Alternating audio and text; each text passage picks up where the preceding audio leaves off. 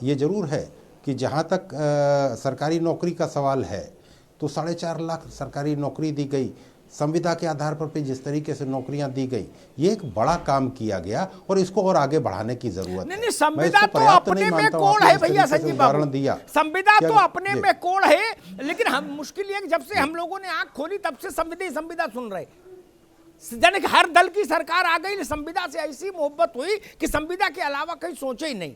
संविदा का मतलब जघन्य किस्म का शोषण, लिख लो मेरी बात, उसमें सब दोषी हो, सपा बसपा भाजपा कांग्रेस सब, ये संविदा का खेल है भैया। देखिए एजेंसी, एक सेकंड संजय बाबू ले लो, एक सेकंड रुक जाओ।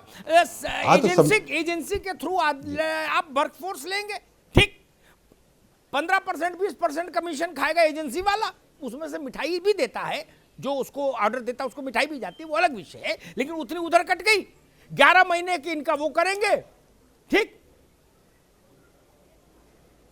और ये 15,000 पर साइन करेंगे तो 10,000 इनको मिलेंगे। क्या ये बात सबको नहीं पता? ये कोई गुप्त बात बता रहा हूं क्या भैया?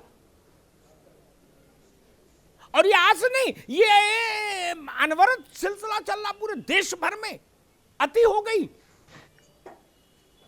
और बिजली का एक उदाहरण देता हूं, मैं तो एक ही चावल निकाल के रख दूंगा सामने, उस पर भी चिंतन करो।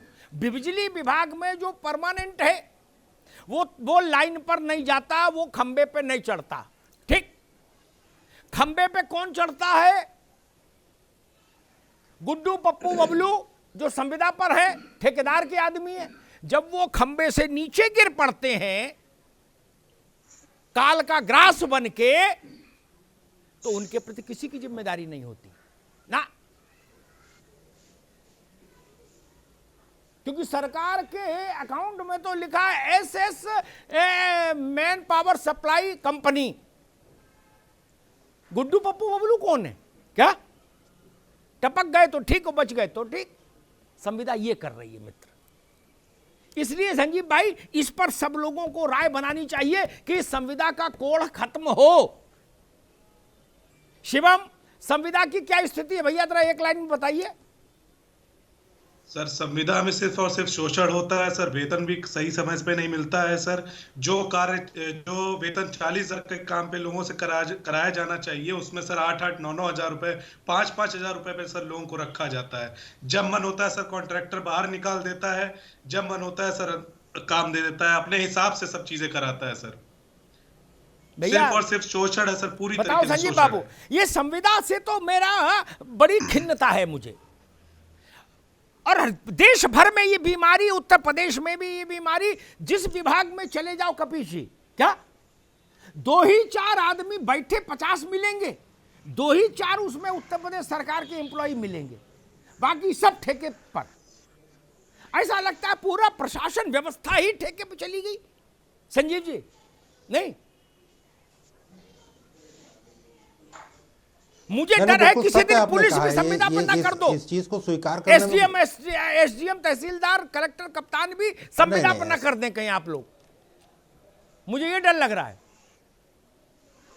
देखिए, जहां अमिताभ जी मेरी बात आने दीजिए जी। जहां तक सवाल संविदा कर्मियों का किसी एजेंसी के थ्रू है, मैं इस बात को मानता हूं कि वहां शोषण हो सकता है जी।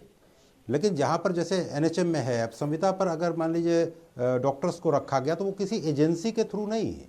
हाँ, ये जरूर है कि वो संविदारत अधिकारी या कर्मचारी हैं, लेकिन उनको इस तरीके की स्थितियाँ नहीं है।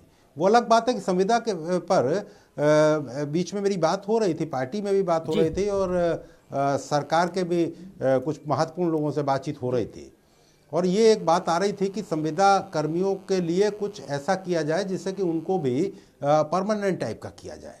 तो इस पर उत्तर प्रदेश की भारतीय जनता पार्टी का संगठन भी और उत्तर प्रदेश की सरकार भी विचार कर रही है। मुझे लगता है कि ये बजट तो आने ही वाला है, बजट तो देश का आएगा, लेकिन उसके बाद उत्तर प्रदेश की सरकार 10 मार्च के बाद जब योगी जी की फिर से सरकार बनेगी तो निश्चित रूप से इसमें कुछ ना कुछ, मैं आपकी बात जो होती है वो निश्चित रूप से बहुत ही सत्यता वाली होती है, और मैं इस बात को रखूंगा जरूर उत्तर प्रदेश सरकार। बहुत बहुत आभार आपका।